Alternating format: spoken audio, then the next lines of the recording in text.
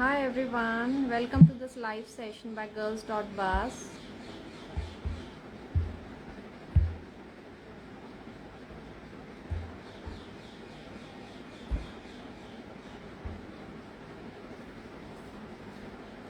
Namaste. I'm Chavi Sharma from girls.bus, which is a women empowerment platform for women by women. I think our guest has already arrived. So today we are having this live session with a multi-talented artist who is the voice behind many beautiful songs like Hi Sonam, Hi, how are welcome you? to this live session by girls.bus. I'm doing great.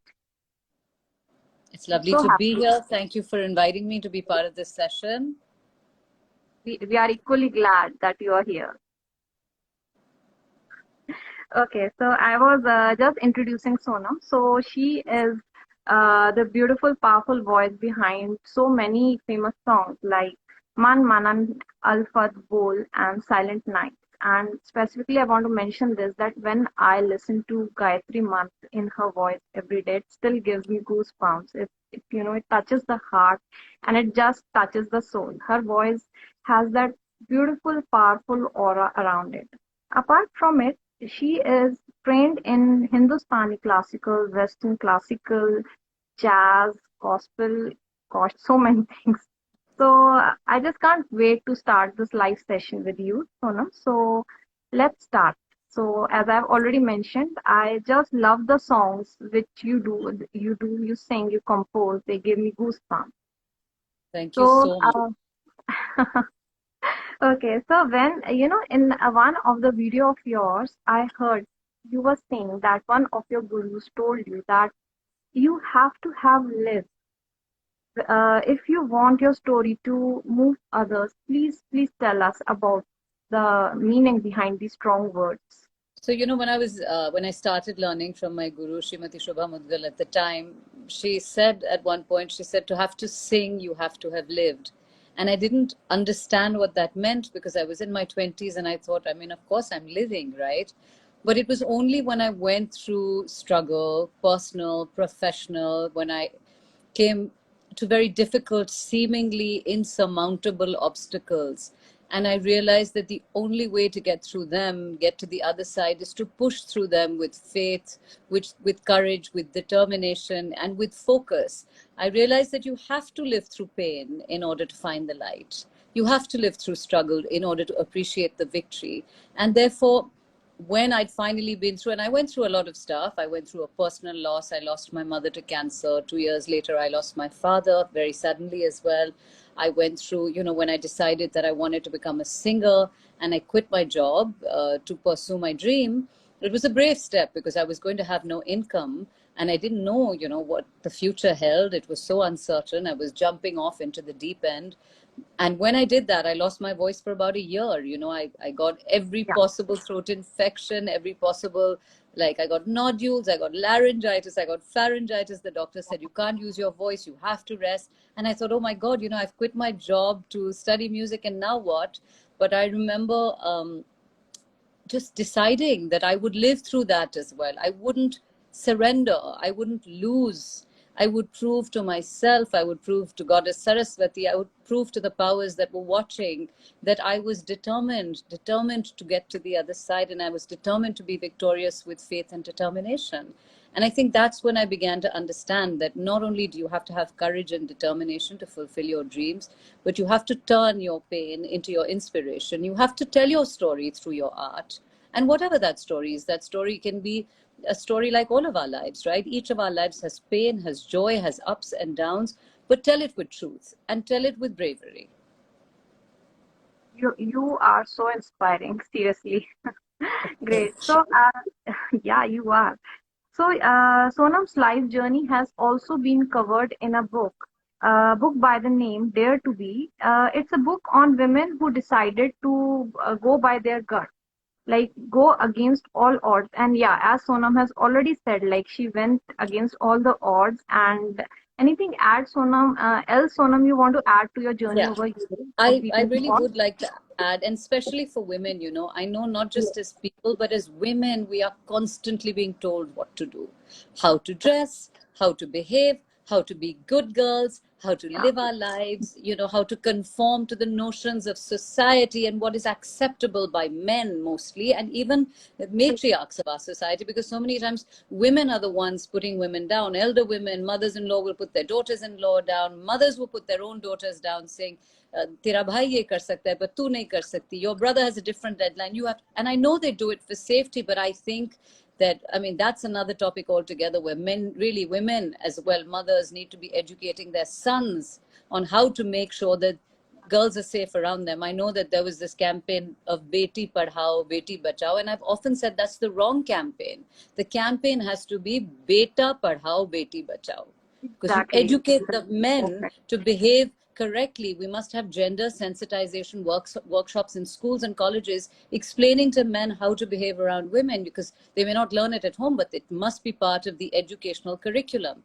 But coming Exactly. beyond that, I think that, I was saying, we get so bogged down, so distracted by the voices around us, by our own insecurities, by our own voices. Women are thinkers, we are more sensitive and generally more empathetic. So we tend to take in a lot of what the Adjust, world, yeah, Yes, and we tend yes, to we tend to adjust. be affected by people's joy, people's happiness. Will we disappoint our parents if we follow this path? But we must remember that despite all the voices around us, we have the ability, and I believe so more than men, women are born with this very, very strong sense of intuition, a GPS, if you may call it, that is built Exactly. deep into our hearts. It's built deep into our hearts. And my mother used to tell me this, that, Sonam, whenever you don't know what to do, whenever you're wondering what is right or wrong, even if you're faced with a dilemma, shall I take this path or that path, right or wrong, correct career choice, life choice, love choice, just quiet down for a moment and tune into the core of your heart. Tune into your GPS, and it will tell you what you need to do. And at that point, you must focus on that voice that you hear. And you must remember one more thing, we have been given, I know that the Indian philosophy, the Hindu philosophy, many faiths talk of many lives and karma and all of that. And no one really knows if that's true, right? Because we don't really know what happens in our next lives. But what we do know is true is that we are who we are in this avatar, in this life. And this moment in this life, this very moment that you and I are speaking, this Yeah, moment is far too precious to allow us to let ourselves be bogged down by other people's thoughts and by our own fears of what if. You just have to say, this is it. This is my now. This is my moment. This is what I want to do. And I will do it. And what's the worst that'll happen? I'll fail. But I will know that I tried. And right. that Yeah, will be your biggest victory ever. exactly. So nicely You know, said, Sonam. I mean, going with these compromises and adjustments, it just doesn't work. We just like women keep sitting back home and they think like we are meant to adjust. We actually daughters are taught that way only. So that yeah. And happens. Yeah, this whole concept of good girl. I mean, what about saying you're a strong good girl? for You are a strong girl. You're a yes, powerful girl. You're a fierce girl. You're a girl who knows what she wants. I think we have to change that narrative also. I mean, I remember being at an award ceremony, and I'm just sharing this with you. It was a women's award ceremony. And there was yes, a young man who was the MC. And okay, whoever was coming onto stage, he was saying, and these were amazing women, who were getting awards for either being on the bar council, a policewoman for having, done something amazing. I was being awarded, someone else was being awarded. And all he could say is, when we would come onto stage, he would say, आप इतनी खूबसूरत लग रही हैं, आपने इतनी अच्छी साड़ी पहनी है, हाय अगर आप इसी अदा से criminals को पकड़ती हैं. And it was just driving me really crazy. So by the yes, time I went, yeah, Shiven Surendranath said, nothing wrong with being a bad girl. Shiven, we know the kind of girls you like. Please get off the chat. But, wow, it was just so infuriating to me that when I got onto stage, I just said to him, I said, it's really sweet that you think you're being very complimentary, but you are not. You are actually insulting these women by complimenting their beauty. You need to be complimenting all that they have done, their abilities as human beings, as strong people. Gender doesn't matter. And I said, if a man was getting the same award, would you say, sir, you know, aap itte cute lag rahe, aap itte handsome lag rahe? I said, you wouldn't have said that. And I said, that is also the conditioning that has to change, which we just spoke about. The fact that men have to be educated differently and boys have to change this narrative. In a house, if a mother says to a son and a daughter that these are different rules for you, the son has to speak up and say, no, if you're not going to allow my sister to do it, I'm not going to do it either. That's how deep this education has to go. Exactly. Yeah, like we are not delicate darlings. So it Yeah, shouldn't be exactly. that Far way. from it. Far from it, exactly. Yeah, exactly. Great. So I saw this speech which you gave on the TEDx stage, and I was awestruck by it. And particularly in that, you mentioned about your late mother. Yeah. So please tell us how does I mean her thinking and everything influences your life? You know, I know that I talk a lot of my late mother, but I have to give equal marks to my father who passed away as well. Just growing About up, both of them. yeah, so growing up, I mean, my mother was definitely the one who, you know, really was my impetus behind my music, because it was her greatest desire that I sing. And if she hadn't noticed that I had this talent, if she hadn't, you know, every time I sang, said, you know, Sonam, you make me weep. And I used to joke, I used to say, itna bura gaati hu ki aap ro lete ho. And she used to say, nahi, mera dil itna chhu leti ho. And I used to say, you know, you're my mother, main jaisa bhi gaungi aapko acha lagega. And, you know, but I listened to her eventually, and I decided to go out and share my music. And then when many other people, including you who just said this, I felt like maybe there was some truth in what my mother was saying, you know. But my Absolutely mother true. my mother absolutely loved music, and I know that her love for music is what transferred to me. But my father also, I want to say, you know, growing up in a house, he was a father of three daughters. I was the youngest. When I was born, I know my mother told me the story of the hospital. Sort of, she kept asking, you know, what have I had? What have I had? And they wouldn't tell her that it was another girl, even though my mother and father came from fairly contemporary, modern thinking families. But even then, in India, it was like, तीसरी लड़की हुई है बेचारे, you know, that thinking hadn't changed. And when they told Yeah. my mother said, are you crazy? Just bring my child to me. I mean, stop telling me like it's bad news. It's good news. I have another daughter. And my father felt exactly the same way. You know, he always told us, he said, you are not, and with all due respect to men and to the men who are on this chat, my father always said, you are not equal to men. You are far better than them. And don't for a minute believe that you're as low as being equal to them. And you know, I'm from the Sikh religion. Generally, in the Sikh religion, the men's surname is Singh, and the girls are Kaur. Now, Kaur is also a beautiful surname. It means warrior princess. It's a beautiful way. And Sikhism was the first religion to allow girls to have the equal stature.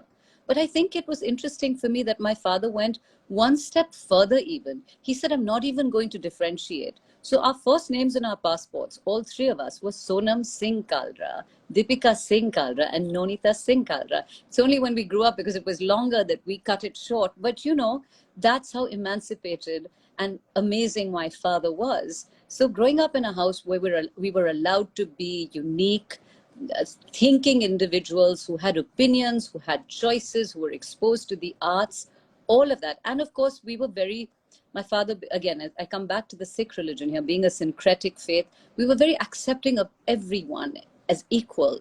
And that was, of course, not just to do with the faith, but it was the way my parents were. You know, you treated everyone equally. It didn't matter what background, what religion, where they came from. You treated people on the basis of the greatest religion on the planet, which was the religion of humanity and equality. And that's all that mattered.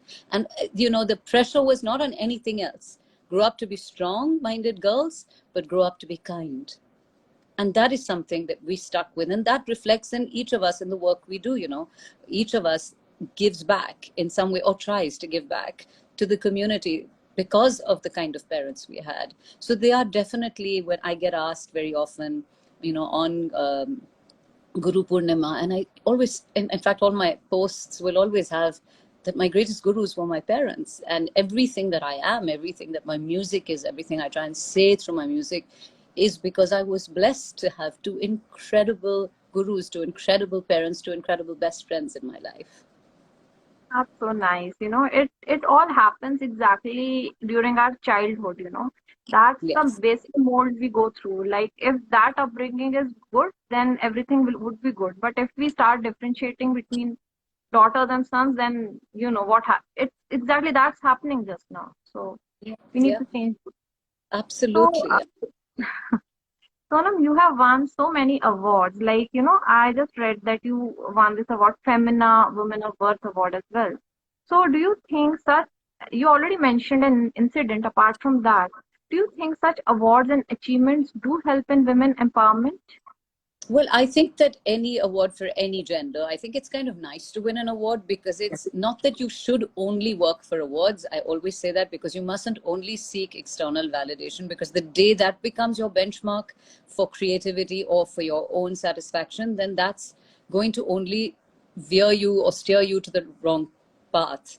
But I do think that winning an award, getting, applause, um, getting a platform to be told that you are doing the right thing, all of that is really exciting and it's really rewarding because your blood, sweat, and tears go into that. I definitely think awards for women are a great way of giving women platforms. But I do believe that even more than just awards for women, it's really important for there to be awards which are inclusive. So many times I'll open the newspaper and I'll see a panel discussion and there'll be 29 men and one woman. And it feels like you've just put the token woman there because you're trying to show she's one expert we've got. And that's not okay. The day I start to see a 50-50 on all these panels, on all these awards, irrespective of gender, that's the day we will really be emancipated and empowered. Um, and speaking of awards, only because I'm a little excited, I think that for the first time in a long time, I just got invited to become a member of the Grammy Recording Academy, and this happened to me a month ago. And I remember, like, I opened the email and I saw it and I was so excited that I didn't want to tell anyone, because I said Oh, I want to just stay with it and sort of just soak in this news. And I didn't say anything to anyone for a few hours till I just really sort of enjoyed it myself. So yes, I have to answer your question. That kind of recognition was very special to me, mostly because it was peer reviewed, which meant other people in the music industry globally, other musicians, other sound engineers, other people who've achieved something, people we've grown up respecting, other people in the music industry felt that my work was worth it or good enough to ask me to be a member of the academy. So yes, definitely, when you get stuff like that happens, it does feel really good. But yeah, so great. And we just talked of women empowerment. So, have you faced any hurdles in your way because you are a woman artist? So, one of the things that I've never allowed myself to feel is any different being a woman. And I said, growing up in the house, it was much like that. I, even if I may have faced hurdles, I don't think I've allowed myself to see them as hurdles. I've really always felt that as a woman, I can get much more done. I can be kinder to people. I can achieve out of kindness. When kindness is not being understood, then I can put in a firm hand. When a firm hand is not being understood, I can put in a fierce face. So I think as a woman, Wow. I'm able to sort of traverse the different emotions and understand. Also, I think because women are quite intuitive, we're able to understand what will work with each person. So I think that no, I haven't faced that. Yes, there are times that you see that, people try and disrespect you because they think you're a woman and you won't be able to do it. And so they'll try and speak to the guy you're with thinking that he's going to get it better. But I immediately interject at those times and I say, "Aap mujhse baat kariye. आप Yes. मुझसे बात करिए." And I let them know that, I'm sorry, I'm the boss at this point. Also, and I think that women empowerment is it's such an interesting term. When people talk of feminists, they have this kind of preconceived notion that all feminists will be those sort of Andolan kind of girls who are standing on soapboxes and shouting, and that if you're a feminist, you're going to be harsh and you're going to be bitter for some reason. And I think that I'm a feminist, but I'm gentle. And I said, I'm kind and I'm firm. I'm not a pushover. I refuse to be a pushover. No one will dare cross a line with me because they know I'm strong and I can be strong without shouting. And I think the great thing is a lot of women are realizing they can be like that and you can still be a feminist and feminine at the same time, because I Exactly. love our femininity. Why should we give up on our femininity to become feminists? they're not separate from each other. Feminism and femininity can go together, and they must go together. I totally agree with you on this because I'm a feminist too. Good. Okay, great. And you're very So, feminine. I can see by speaking to you as well. So why can't we have both? thank you so much. Thank you. There are many families who don't support their daughters if they want to come into professions like singing. So, what's your take on that? So I think that, it's a hard call. I mean, being a parent, you want to obviously, you worry about your children, you worry about what will their future be. So obviously everyone wants their children to have very safe, well-paying jobs, because you know that there's that check coming in every month. Now, I don't specifically know if it's just daughters that are not supported when they want to become musicians, because I think that an equal number of boys, when they go Yeah, to their parents I and say, I agree want to with become a that. musician, they'll say, तुम्हारा दिमाग खराब है, पैसे कैसे कमाओगे, खाना कैसे खाओगे, so I do think that the arts is not necessarily a profession that that it's going to be a struggle. If you're lucky, you'll make it. How long can you sustain it? So I do understand that it's hard, but I also think that it's a choice that parents and children have to make together. And I do hope more parents understand that, whether it's a question of letting your child choose a profession or letting your child choose who they want to spend the rest of their life with, whichever gender that may be, or whether they want to choose the way they want to live their lives, at the end of the day, you have to let your children follow their own hearts and follow their own paths. And they may end up hurting themselves, but you can't protect your children for the rest of your life. You can only arm them. You can only arm them with the best knowledge. You can arm them with the best wisdom to make the right choices. And you can teach them to work hard. Beyond that, it's up to them. It's up to each one of us to make our own lives, to travel our own journeys and create our own stories.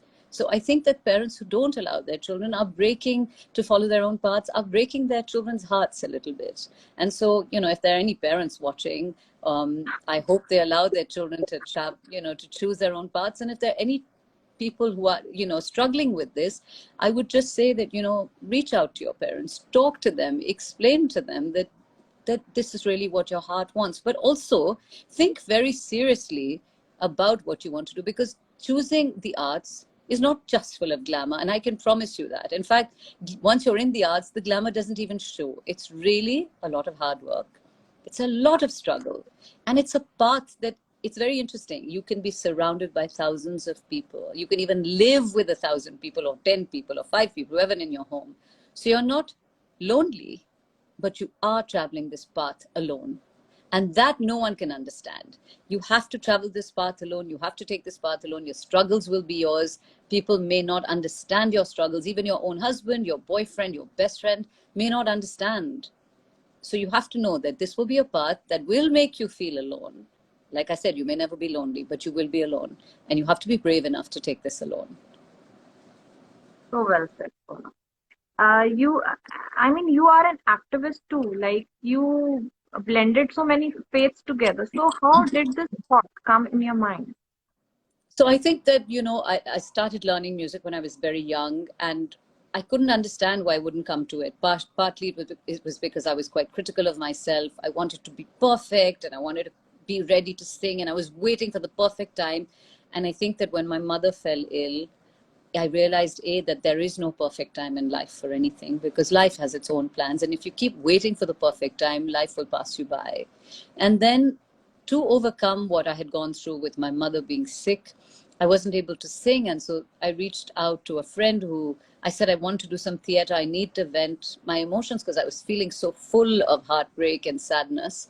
And when I started to do theater, I was very lucky to find an incredible, after a few years, an incredible director I worked with, who also I consider one of my greatest gurus of music, even though we worked in the theater together. Because what she taught me in the theater is what I used in my music. And I use it, I think, now in life in general. She taught me that as long as there is truth in the moment, there is truth in what you're saying, even if there are imperfections, there will be beauty, because you will be telling your truth and your unique truth.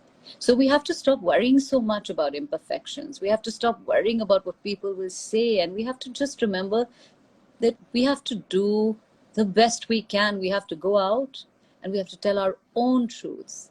And the minute it's authentic, it will resonate with people.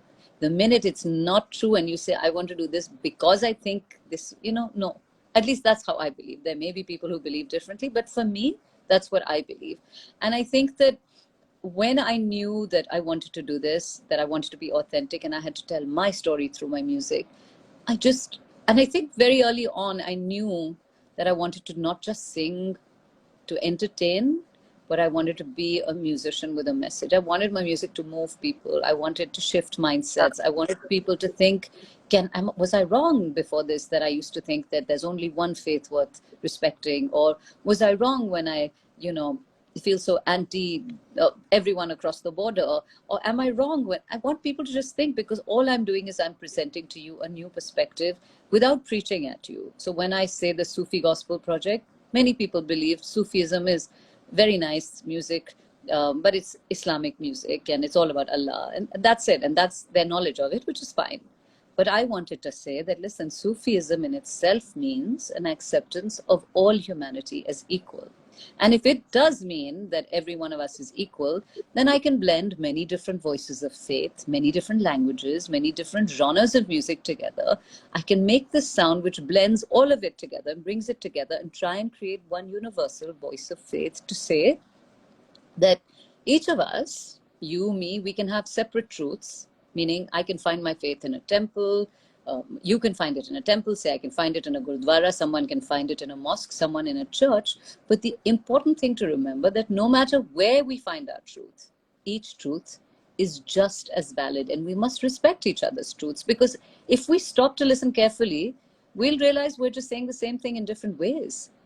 And so that's how the Sufi Gospel Project was born. And then that extended into, it became about equality. It became about spreading the message of inclusion and diversity. And the more I did that, it sort of just widened my spectrum. So when I did Bol Ke Lab Azad Hain Tere, it was about saying, the strongest tool we have at our disposal is our voices. And we must use our voices to speak out, to help each other, to speak out, to help a stranger. And, we saw so many people do that incredibly during COVID, where we all forgot and we learned that we had the ability to help strangers. And it was such a beautiful, such a lovely learning to realize that you felt the pain of a complete stranger. Is अनजान इंसान के पास oxygen की कमी है, let's all get together. And it was, I'm getting goosebumps as I tell you this, it was so amazing to see how humanity came together, right? And which is why I added in the refrain of Bol Ke Lab, which are the words of Faiz Ahmad Faiz, when I composed it, I added Bolo ek awaaz hai hum, because I said, we have the power to change, to make a difference, to speak out against injustice as individuals. But when we come together as a collective whole of humanity, nothing can stop us. And you've seen it when we came together for Nirbhay, when we came together, for Jessica Lal before that, when we have come together for Article 377, when we have come together for CAA, when the farmers came together, people have to listen to us when we come together, right? And when we come together, we are a collective of humanity, and it doesn't matter which religion you're from. It doesn't matter whether you're male or female, transgender. None of these labels that we like to put on each other to differentiate from each other, none of these labels matter. Therefore, I wanted my music to say that. So like I said, Bol happened. And then more recently, when I say recently, in 2016, I created a project called the Partition Project, which I did a show on the partition of 1947, and it's called Stories of Separation. And I decided that I was going to talk of what the partition meant through the eyes of humanity. कि आपने एक लकीर खींच दी किसी के दिल के बीच से. You took a community, a land which was one, and you just, without thinking, drew a line and said, you know what? From tomorrow onwards, you're no longer connected. And what was the impact that had on humanity? And, for there also, I collected video messages of peace. I collected stories and testimonials from survivors of partition, because I knew that they're going to be gone very soon. And I decided I wanted to share what we call oral histories of these people, recollections of the history of what they went through, because I believe that what you learn in history books, that's not true history. But again, all due respect to history book writers and teachers, what really is true history is listening to what people went through, because there's no emotion in a history book. when you Yes. hear what someone went through or how a complete stranger helped them, despite the fact that that stranger belonged to someone from the other religion or the other country, then your perspective changes. Some of the narrative of hate changes, right? And more recently, I don't know if you saw on my Instagram, I did a campaign called 75 Messages of Peace, where on 25 days before the 15th of August, I What is- released three Yeah, yeah, I I saw release that. three messages of peace every day from people on both sides of the border. Now, why did I do this? What did I hope to achieve? I did this because I felt that I just want to quietly, with love, without shouting, without preaching, try and change this narrative and try and build a bank of peace, of just reminding us that at the core, whether I'm talking about the Partition project, whether I'm talking about the Sufi gospel project, whether I'm talking of anything, at the core, we are all the same. We are children of the same God. We are children of a collective humanity. And I think that post COVID, we've all realized that, right? And I just want to keep reminding people that that's what we are. And that's what I want to do through my music. I want to look back at my life, maybe when and I hope I live very long so that I can keep sharing my music, and I hope I can sing till I'm alive. But I want to just look back at my life at that moment and say, I made a difference, no matter how small it was. And I believe each of us has the ability to do good beyond what we think we can do. We can change a life. And in changing even one life, you've impacted maybe 5 other lives without realizing. So well said. Actually, your music has that truth in it. That's why it's so powerful and it resonates with the heart. This is the reason behind it. And you're already influencing lives. You're already doing that. Great. So, you have made so many contributions as a woman towards the society.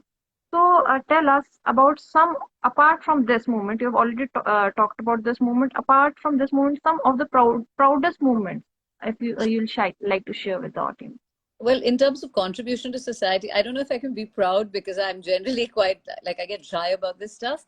I don't know if I've made contributions. I just think that every time someone has reached out to me, I believe that if you have a gift or if you have a voice or a platform that is public and you can make any kind of a difference, I believe that, like, especially artists, I believe we need to use our voices for social good and for change.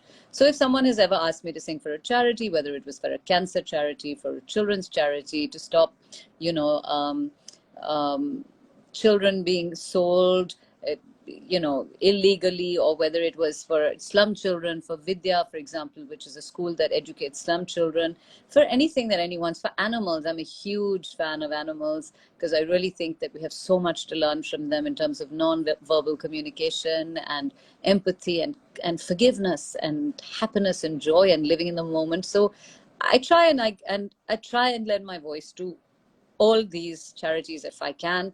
I think there was a wonderful moment where I got the chance to sing Bol Ke Lab Azad Hai Tere for Eve Ensler, who started the 1 Billion Rising movement. And she's the woman who wrote the Vagina Monologues, which also created a huge ripple across the world in terms of women being able to talk openly about, sexuality and owning their sexuality. And I think that she also had done an incredibly moving play on Nirbhay. So, she's a woman I've really respected. And Kamla Bhasin ji also, who had passed away more last year. These are all women activists. And when they asked me to be part of, with my music, share my music, it's been incredibly moving for me to know that, that my music is looked at by these change makers, by these women who are at the helm of helping us achieve more in terms of women's rights. So it feels really special to be able to do that. And as I said, also for animals, when I can help raise funds for an animal shelter. So these are things I feel really proud of, I mean, Ready? yeah, I mean, other than that, if you ask me what are the exciting places that I feel really blessed to have performed at, I feel very blessed to have performed at the Sydney Opera House, and more so because it was on the eve of my mother's birthday. So I really felt like from heaven she had given me that gift.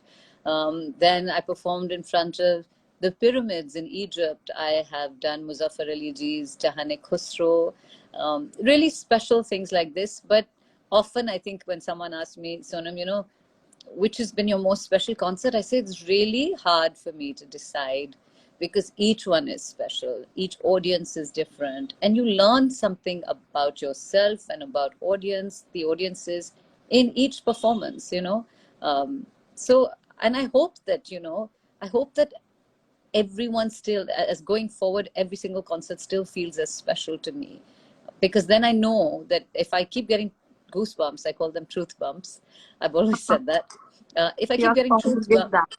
yeah, if I keep getting truth bumps every time I sing, then I know that I'm still telling the truth, and it doesn't matter where I'm performing then.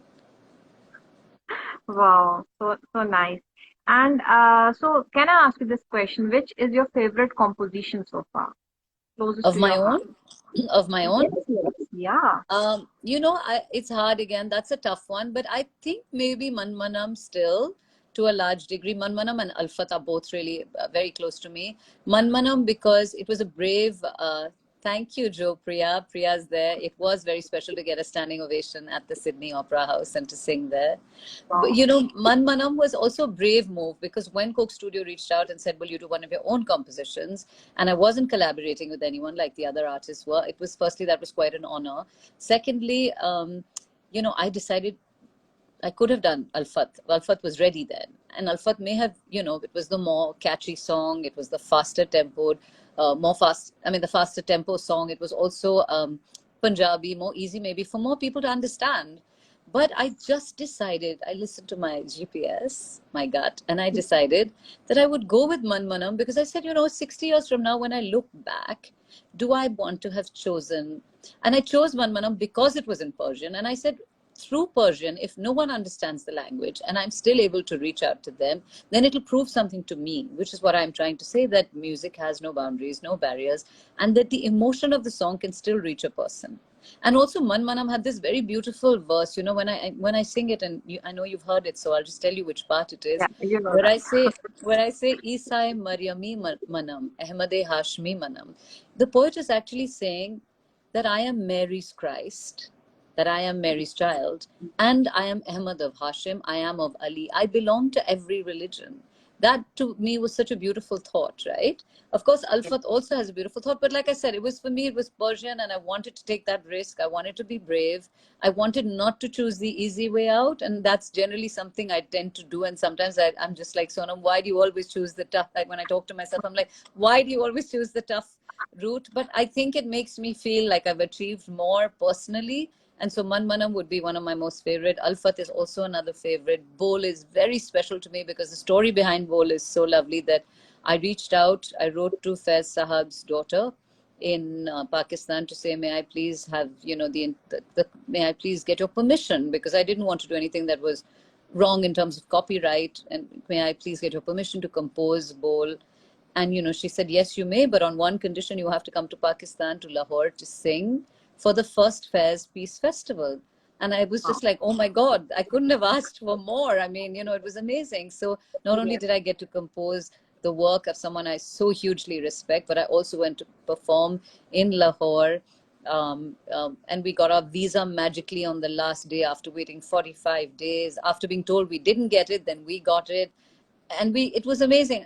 Right through that, I had this belief we would get the visa, because I said we were going for the right intent of peace. And I had Yes. no doubt in my mind we would get it. And when we crossed that border by foot, it was such a magic moment, because I just wept, because I had one foot on either side of the border, and I just stood there with tears streaming down my face, because I was like, this is all it is. Really, it's a breaking of a heart.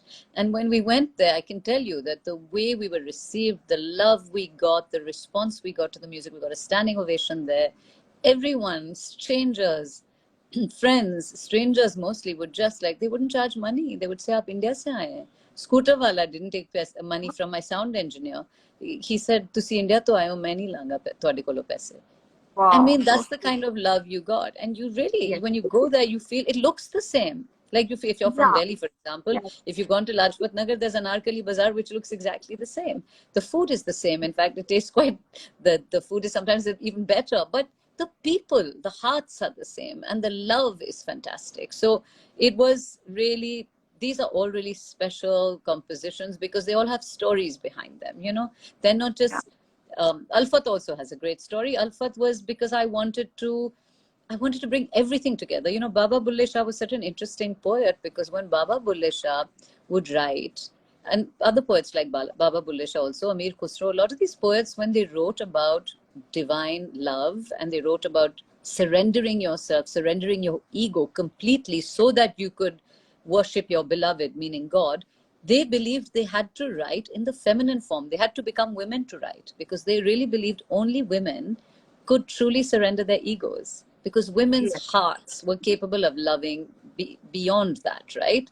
So they, when they became, so Baba Bulle Shah would often dress as a woman and write and dance as well. And then this one he says, "मेरे गुरु ने मुझे एक ऐसी चीज सिखाई है, amazing lesson that my teacher has taught me, कि मेरा काबा, मेरा किबला, मेरा मस्जिद, मेरा मंदिर किसी चार दीवारी में नहीं है, मेरे दिल के अंदर है, मेरा भगवान और मेरे साथ बैठे इंसान के दिल के अंदर है." Now that I have this knowledge that my God is not in the four walls of a building but within the walls of my heart, I'm Yeah. free.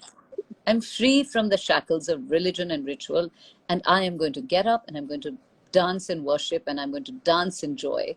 And so each of these has a beautiful, story. But I also think, that sometimes I'll sit with a composition for years. Sometimes I'll sit with a piece of poetry for years, and it'll only when the time is right, it'll get into the best of tar. I mean, I did Hum Dekhenge, which I blended with Rabindranath Tagore's Where the Mind is Without Fear, spoken word with a song.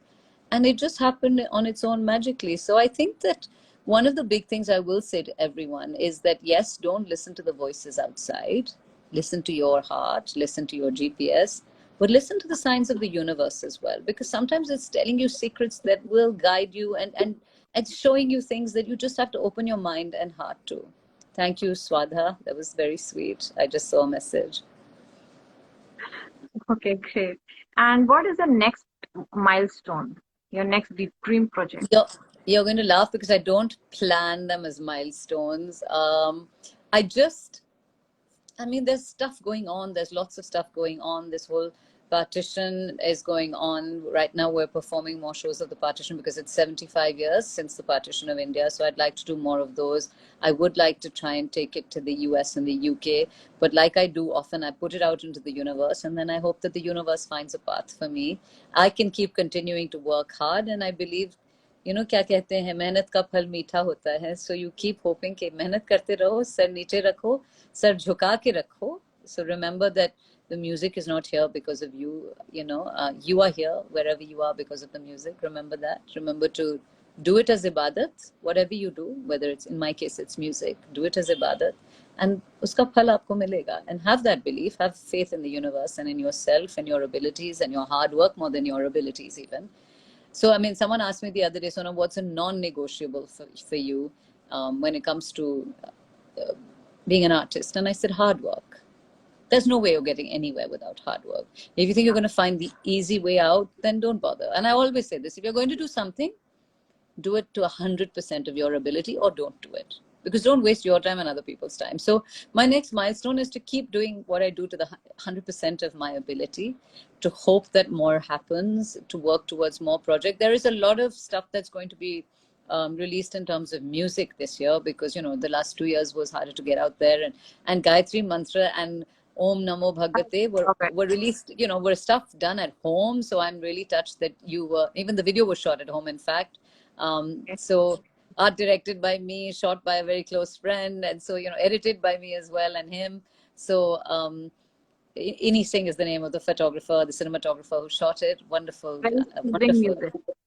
No, so and Saptak Chatterjee, we did it all over the phone and Zoom calls. So it was really lovely that to know that technology now. It was a great learning during COVID to know that technology still didn't stop us. Like I said, if you really want to do something, you find a way around it. So even COVID didn't stop us from creating, and technology allowed us and helped us. But so a lot of music is going to be released, which was sitting in the studio. I think I will put it out there today only because I think that it's good for me to also set a deadline for myself. Now that I am a member of the Grammy Recording Academy, I am going to submit some work next year, and I will be working towards creating some music that I can submit. And see what happens, hope and pray. But I think for me, it'll be exciting enough to just try and submit. Wow. Great, great. And is there any special advice you would like to give to the upcoming budding artists? Any tips you So would like to give? absolutely. Can you hear my daughter? She's pounding. That's she's Yeah, she's yeah, saying yeah. Now open I the can door. So yeah, um, I think you might just hear this as background drumming, right? Yeah, I think this is her drum solo. Wow. um, any advice I'd like to give to musicians? Honestly, as I said, the non-negotiable is work hard. I Yes, once had someone call me, and she was a very sweet mother who said, my daughter's very talented. Will you listen to her music? And I did. And I told her, gave her advice for her daughter. And then she said, but I don't want my daughter to work hard. You know why? I don't want her to struggle. And I said, then you're talking to the wrong person, because I can tell you that struggling is the best thing, because only through yes. struggle will you see victory. And I said, Rumi says so beautifully. Just sorry, 1 second. So sorry. Um, as Rumi says, only the wound is the place the light enters you. So unless you go through a dark time, you're not going to find light. So I'd say to every struggling or upcoming musician, struggle, work hard, don't be afraid of the struggle, because as I said, through struggle you will find light. I think also really importantly, be authentic. I think there's so many people, sadly, who try and sound like each other. It's fine to learn from the greats when you're listening to an incredible musician like Nusrat Fateh Ali Khan Saab or Lata ji or any, Abida ji, or there's so many greats that you could listen from, even in the Western music sphere, whether there's Ella Fitzgerald, Frank Sinatra. Learn by listening to them. If you want to emulate them, that's fine. But eventually find your own sound, eventually find your own voice, because I don't think there's any great joy, even perhaps for you personally as an artist, when you are just a watered down version. You're never going to be as good as the original, right? So if you're a watered down version of something, what's the point? If you're going to be a copycat, what's the point? If you're influenced by them, that's okay. If you use them as your gurus because you have the wonderful the exposure to YouTube that we all have, and social media, to be able to hear so many different styles and techniques. You learn your technique from them, you can learn style from them, you can learn how to modulate your voice. All of that is great to learn, but eventually find your own voice and be true to yourself. And if you really love what you do, don't give up. Remember, it's going to be hard, but it's the most joyous thing you can do. So beautifully said. I hope everyone draws inspiration from this. So this was the last question I had for you today. So apart from this, do you want to add anything? Do you want to tell everyone anything? No, I think I've spoken so I much, think but I want to everything. I want to thank you for such lovely and pertinent questions. I really appreciate the time and effort and research you've put into finding out about me. So I really appreciate that. And I think I that didn't have to find out much about you because you were already there in my playlist. So yeah. I'm so happy to hear that. But I also want to just applaud you for, having these conversations, because I think having conversations like this is important. It's important for us to all keep conversing about topics that matter, especially for young women, to draw strength from, to be able to help them. And if anyone, would like to reach anyone who has joined this chat or continues at some point, gets to listen to this, if anyone would like to ask me for any help or advice, if I can help you in any way in terms of guidance, in terms of helping answer some of your questions, please feel free to write to me in my inbox. I don't have a problem at all. Be more than happy to answer your questions. We will be saving this live session on our feed. So I think it will be reaching hundreds and thousands of women. So they will Lovely. definitely draw inspiration from your life's journey. Lovely. Thank We'll you so really look much. forward to that. Yeah. Thank So you. yeah, it was really nice having you, Sonam, here with Girls Dot Pass, and all the best for your future endeavors. Thank you. Thank And you lots so of love much. to you. Thank you. Take care. Bye Bye. bye. We'll end the Bye. session. Bye. Bye. Bye.